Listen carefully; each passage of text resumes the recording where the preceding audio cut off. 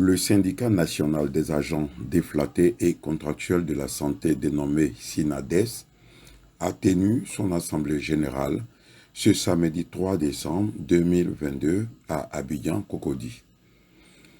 Le programme a été émaillé d'abord d'un point de presse avec à l'ordre du jour notamment le paiement de la prime Covid-19, la revalorisation de la prime de transport, la prime d'intéressement et la réforme hospitalière.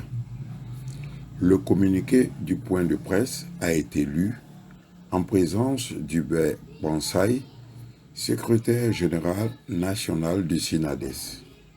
Ici, nous vous en donnons la teneur. Point de presse de l'Assemblée générale du 3 décembre 2022. Bonjour chers camarades. Nous vous disons merci d'avoir répondu à notre Assemblée générale ce samedi 3 décembre 2022. Chers camarades secrétaires généraux, chers amis de la presse, camarades syndiqués, nous nous tenons devant vous en ce jour pour témoigner notre mécontentement face au mauvais traitement que nous inflige notre ministère, qui est le ministère de la Santé, de l'Hygiène publique et de la couverture maladie universelle. Voyez-vous, nous sommes agents de santé contractuels et ressources propres. Du ministère de la Santé, nous travaillons au même titre que nos collègues fonctionnaires et dans les mêmes emplois. Mais toutefois qu'il s'agit des émoluments, notre paiement doit faire l'objet de débats, de négociations.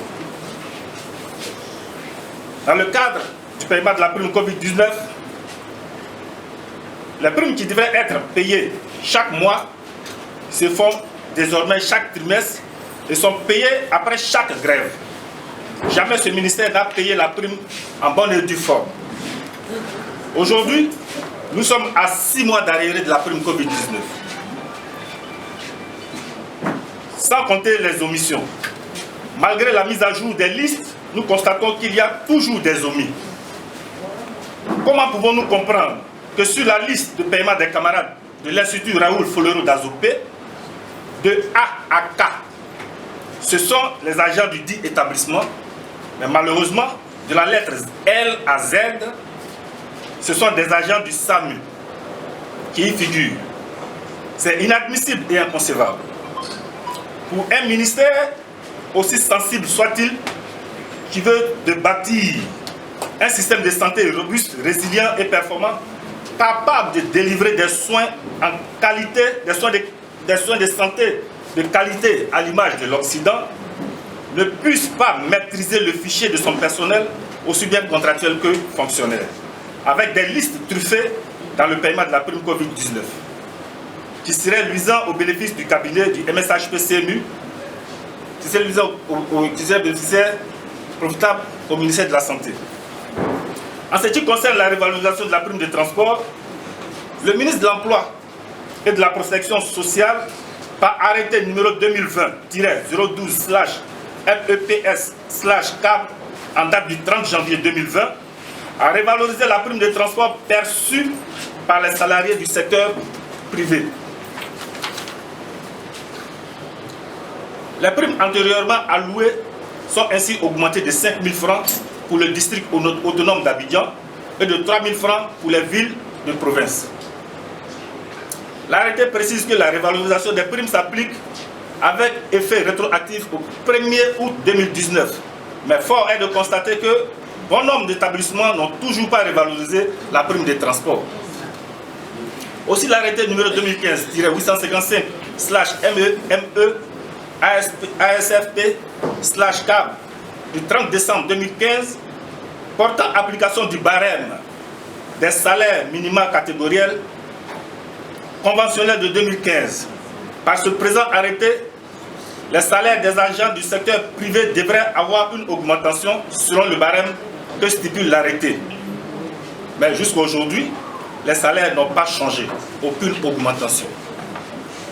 S'agissant des contractuels qui sont indispensables au système sanitaire et qui donnent toute leur vie pour un système de santé performant, ce personnel technique est laissé pour compte, malgré leur engagement, leur loyauté et leur détermination à donner vie à la population par des soins.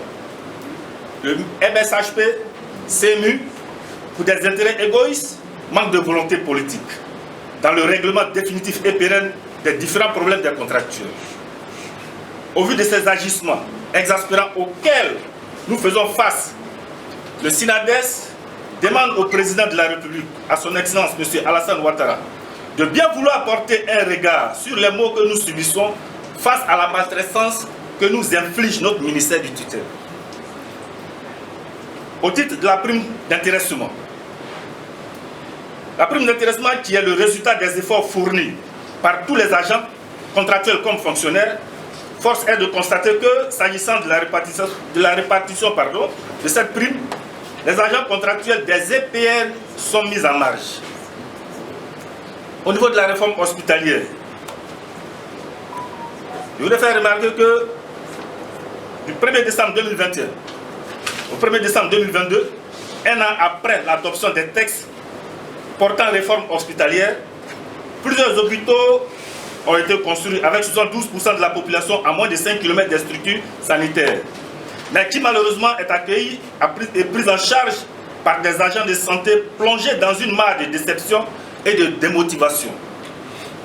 Du fait de ce mépris et de cette trahison du ministre Pierre Demba, qui, parce qu'ingénieur des travaux publics, se préoccupe uniquement des constructions des bâtiments. Sinon, un an après l'adoption des textes de la réforme, avantage financier, zéro. Intégration des contractuels, zéro. CMU.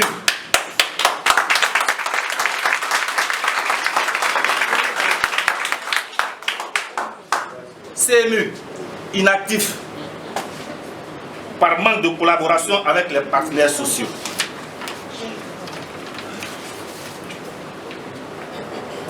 Eu égard de tout ce qui précède, le SYNADES attire l'attention de M. le Président de la République, vu son sens d'humanisme, son engagement auprès de son peuple pour une Côte d'Ivoire prospère, émergente et solidaire afin de donner une lucarne aux contractuels de la santé en vue de leur intégration à la fonction publique. La réhabilitation et la construction des structures sanitaires, oui, c'est bien beau tout ça, mais ce n'est pas que ça la réforme hospitalière. La réforme hospitalière, c'est aussi le respect des engagements vis-à-vis du petit personnel que nous sommes, et surtout les motivations. Vous demandez une cohésion sociale sur le lieu de travail, là où nous constatons une injustice sur le paiement de la prime Covid-19, la prime d'intéressement, et d'inexistence de comité de dialogue social. Monsieur le ministre, pour nous, vous avez manqué à vos obligations, car depuis votre arrivée, tout ce que nous avons reçu de vous, ce ne sont que des promesses. Fait à Abidjan le 3 décembre 2022.